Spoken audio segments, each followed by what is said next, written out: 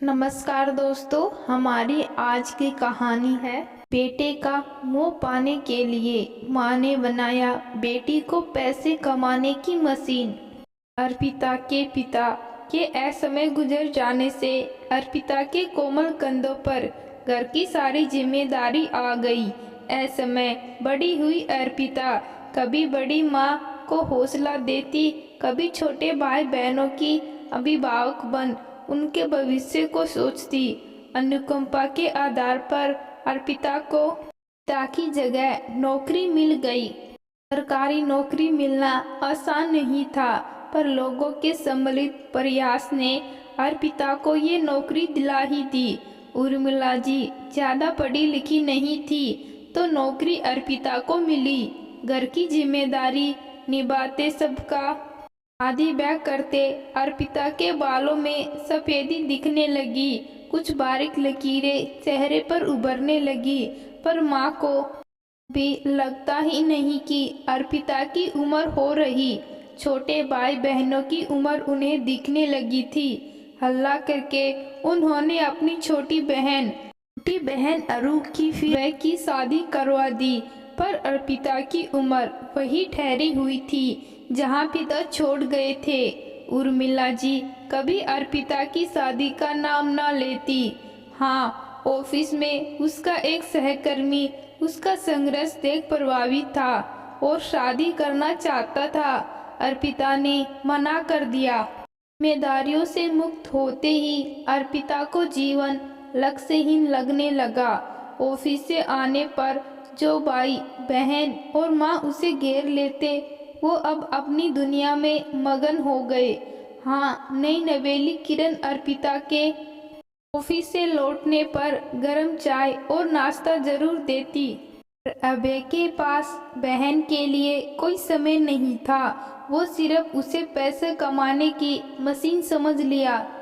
पिता के पैसों पर दोनों बहन भाई अपना पूरा हक समझते, पर नई भाभी किरण को अर्पिता से पूरी सहानुभूति थी। अभय समय के साथ पहले लड़की, फिर 5 साल बाद एक लड़के का पिता बन गया। अर्पिता उपेक्षित होती गई। पिता द्वारा अधूरा बना घर अर्पिता ने बैंक से लोन बनवाया था। पिता के नाम पर था।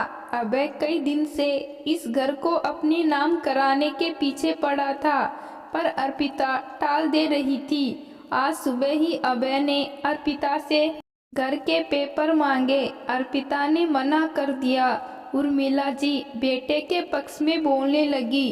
अर्पिता उन्हें समझा रही थी, पर उर्मिला जी डग गई। ये मकान तेरे बाबूजी के नाम पर है, इसका हकदार तो अभय ही है, तेरा कोई हक नहीं है। पिता के मकान में अर्पिता सन्न रह गई। ये उसकी माँ बोल रही, जिसने पिता की मृत्यु पर अर्पिता को कहा था, तू इस घर का ही बेटा है। वह सारी जिम्मेदारी को उसके कंधों पर डाल दिया था। आज बेटे के मुंह में उनको समझ में नहीं आ रहा था क्या बोल रही है। अर्पिता का गुस्सा, जो पिता की मृत्यु के बाद चला गया था, प्रचंड हो गया। माँ सही कहा, पिता की जिम्मेदारी की वारिस मैं हूँ और संपत्ति का वारिस अभय। क्यों माँ, इतना भेदभाव क्यों? गुस्से में अर्पिता ऊपर अपने कमरे में आ गई। मौसम भी आज कुछ भीगा भीगा था। रह रह के बारिश हो रही थी। माँ की बातों ने आज अर्पिता को सच का वो आईना खा दिया, जो हमारे भारतीय घरों में अक्सर लड़कियों को महसूस कराया जाता है। फ्रेश हवा लेने के लिए खिड़की खोली तो देखा, लॉन में अभय की बेटी पारुल और बेटा हर्ष उधम मचा रहे थे। हर्ष गिर गया। पारुल दौड़ती हुई आई, भाई को अपने असक्त हाथों से उठा अंदर ले गई। जब बाबूजी गुजरे थे, तब अर्पिता ने इसी तरह छोटे भाई बहन को अपनी बाहों में समेट लिया था। कितने अजीब ये रिश्ते होते हैं, जो समय के साथ बदल जाते हैं। अर्पिता का मन भीग गया। सच, कैसे समय बदल जाता है। बचपन में एक दूसरे पर जान देने वाले भाई बहन बड़े होकर अपनी गृहस्थी में रच बस जाते। जहाँ रिश्तों के नाम पर पति पत्नी और बच्चे ही दूरी बन जाते, अपने पराये स्वार्थ वाली भावना ऊपर हो जाती, दिल का रिश्ता नीचे छुप जाता। अपनी जिंदगी के इतने साल देने पर भी आज माँ ने उसे सुना दिया, जब तक भाई नहीं कमाता था तब तक माँ अर्पिता का मुंह जोती। रात को किरण खाने पर बुलाने आई, अर्पिता ने मना कर दिया। दीदी सर दबा दो। किरण के पूछने पर अर्पिता की आंखों में आंसू आ गए। जिनसे खून का रिश्ता था उन्हें फिक्र नहीं थी, ये तो दूसरे घर से आकर भी उसकी व्यवस्था को समझती है।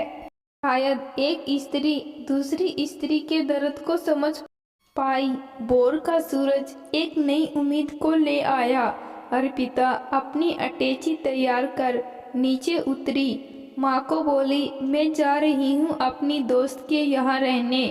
ये संपत्ति अभय की है, पर समय रहते मेरी जिंदगी भी संवार दी होती तो आज उम्र के इस मोड़ पर मैं तन्हा ना होती, या मैंने भी समय रहते अपनी खुशियों को नज़रअंदाज ना की होती। अरु और अभय की तरह मेरा भी घर परिवार होता। ने शर्म से आंखें झुका ली। सच ही तो कहा अर्पिता ने, सही तो कहा था अर्पिता ने। ये पक्षपात वो कैसे कर गई? बेटे के मोह में सही गलत का फैसला करना भूल गई। उधर किरण पहली बार पति के विरुद्ध खड़ी हो गई। अभय को बहुत खोटी खोरी सुनाई। बहन ने अपनी जिंदगी होम कर दी। आपको पढ़ाने लिखाने में उसी बहन पर आपको एतबार नहीं था। घर दीदी ने बनवाया है, ये उन्हीं का रहेगा। जाना है तो हम लोग दूसरी जगह जाएंगे। दीदी नहीं, पारुल और हर्ष में झगड़ा हो गया। हर्ष कह रहा जैसे पापा ने बुआ को घर से निकाल जाने को कहा। मैं भी बड़ा होकर तुमको निकाल दूंगा। बच्चों की बात ने अभय की आंखों से बंधी स्वार्थ की पट्टी हटा दी। अर्पिता के बाहर बढ़ते कदम पर अभय गिर पड़ा। माफ करना दीदी, मेरी आंखों पर स्वार्थ की पट्टी बंधी थी। माँ ने भी मुझे कभी नहीं टोका, इसलिए मुझे अपनी गलती का एहसास कभी नहीं हुआ था। अर्पिता के पैरों पर गिरा अभय छोटे बच्चे की तरह रो पड़ा। अर्पिता ने किरण को देखा। उसने हाथ जोड़ दिया कि मत जाना हमें छोड़कर। नन्हे हर्ष ने बुआ के गले में हाथ डाला। अपनी मीठी आवाज में बोला, बुआ मैं बड़ा हो जाऊंगा तो आपको अपने साथ ले जाऊंगा और पारुल को छोड़ दूंगा। ना बेटे, बहन को कभी नहीं छोड़ना, कह अर्पिता ने हर्ष को प्यार किया। उसकी अटैची अभय उसके कमरे में रखने के लिए सीढ़ी चढ़ रहा था और माँ बेटी की पसंद का खाना बनाने रसोई में चली गई। स्वार्थ का रिश्ता दिल के रिश्ते में बदल गया। तो दोस्तों, आज की कहानी आपको कैसी लगी कमेंट बॉक्स में ज़रूर बताना। कहानी अच्छी लगी, कहानी को लाइक से चैनल को सब्सक्राइब ज़रूर करना। धन्यवाद।